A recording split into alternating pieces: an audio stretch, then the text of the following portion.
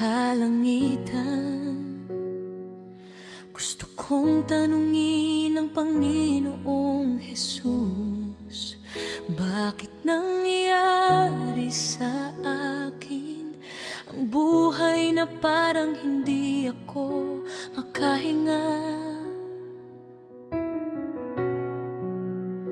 Sa tanikala na nakapulupot sa puso't kaluluwa ko, kay hirap bigtasin ang kadena na nakapos. Ngunit bawat araw na lumilipas, nararamdaman ko ang iyong yakap. Hindi mo ako kailanman iniwan sa gitna ng aking pagdadalamhati. Panginoong Jesus, salamat sa bawat liwanag na bigay na kaulan may di mo ako iniwan sa likod ng kapighatian.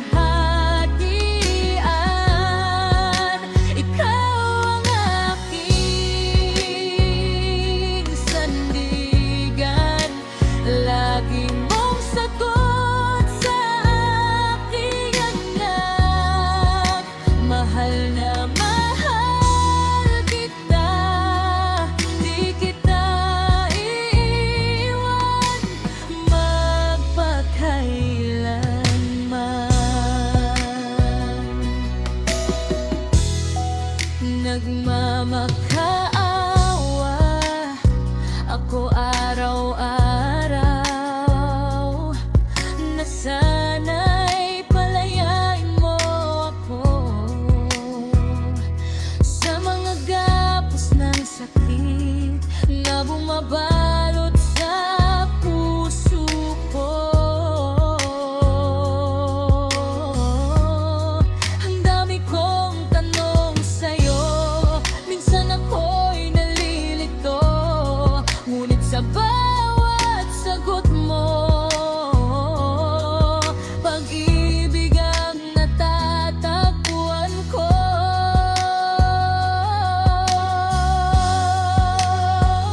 Sa bawat luhang pumapatak, ikaw ang tangan kong lakas. Kapag ako'y nadadapa, mas lalo mo akong inaakay. Kaya heto ako, Panginoon, nakapaluhod sa iyong harapan. Habang ako'y nabubuhay, ikaw lamang ang aking sandalan. Panginoong Jesus, ikaw lang ang tangi kong ibigin. Sa dilim at sa liwanag, ikaw ang aking awitin. Lagi mong sagot sa'kin, anak, mahal na mahal kita. Di kita iwan magpakailanman.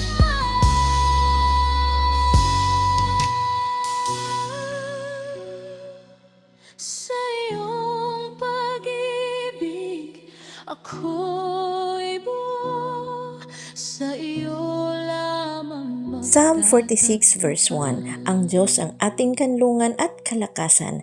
Siya'y laging nakahandang sumaklolo sa oras ng kagipitan.